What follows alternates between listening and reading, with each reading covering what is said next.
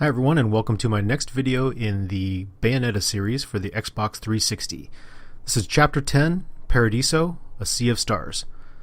So the last chapter, which was the Paradiso level, A Time of Remembrance, that stage was really cool. Great visual design, very original. This one is a little more straightforward and, in my opinion, isn't as interesting as the last chapter. This one has you going through a number of environments that I believe you've been through before in previous chapters.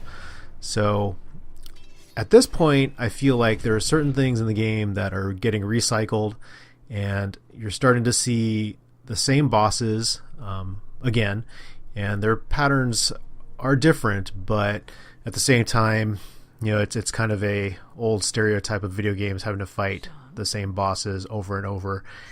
And something I had mentioned in another video is that I do feel that this game is too long, especially just the first time through. A chapter or two ago, I felt like, okay, I'm heading towards the end, but no, there's another 5 or 6 chapters after this, I believe. I am around chapter 15 or maybe even 16 at this point, if there is 16. I've kind of lost count, but yeah, it does feel like a game that could have been trimmed quite a bit in terms of the fat.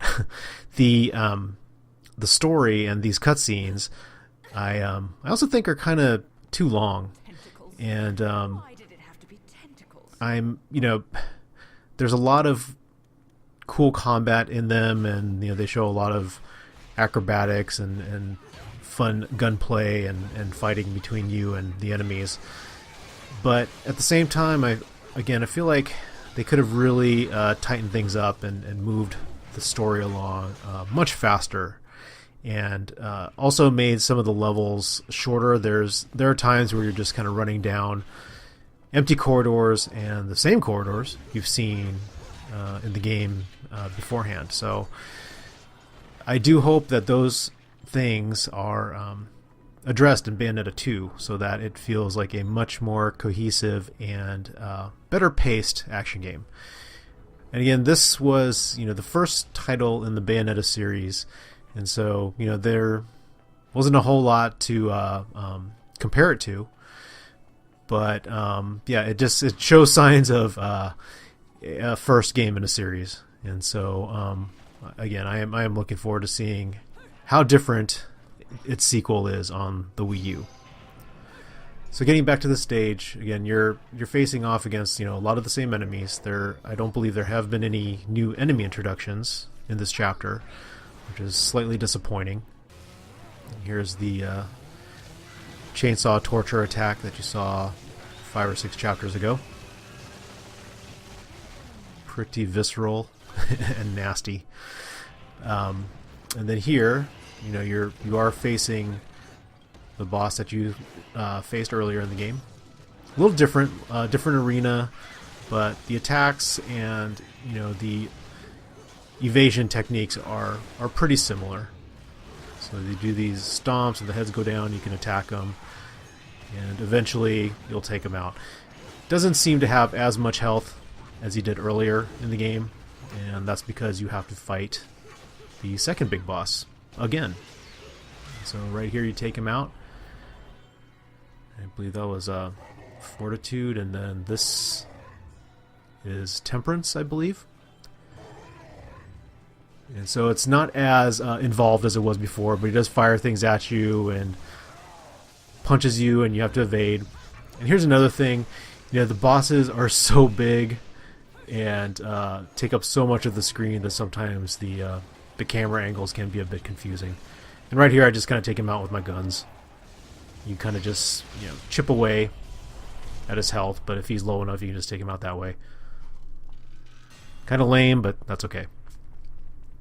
This part is, I thought, the only kind of real original part, where the level's spinning and you have to time your jumps correctly to successfully land on the platforms. And so here you have to fight those kinships again, and there's just a lot of fighting running down these stairways and hallways, and take these guys out, and it'll go to a cutscene with Luca and Cereza. And this is kind of cool. You get to learn more about Cereza, the glasses, and there's a couple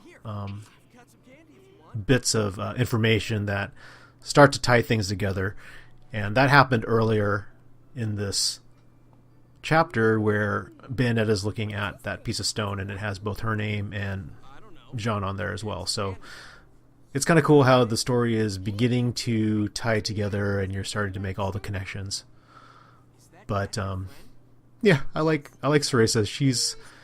She's modeled really well, and her animations are really funny. I liked in Route 666 where she's inside the armored vehicle and you're doing these jumps and she's kind of bouncing around and has this unamused look on her face. I thought that was a really nice touch, and so it's worth looking at when you play through this game. And I also like her voice. It kind of goes in and out of the British accent, but it's done nicely. And she has a funny little, I guess, a bit of a youthful speech impediment, which kind of adds to her personality. So I'm really happy with how they handled her. So here's a few more fights that you can activate those statues to go into this extended witch time to take out those bosses or mid bosses. And then this will take you, and you hear Cereza yelling for you. And so you jump in, and that'll take you to the end of this chapter. So thanks again for hanging out in Chapter 10, and I'll see you in Chapter 11.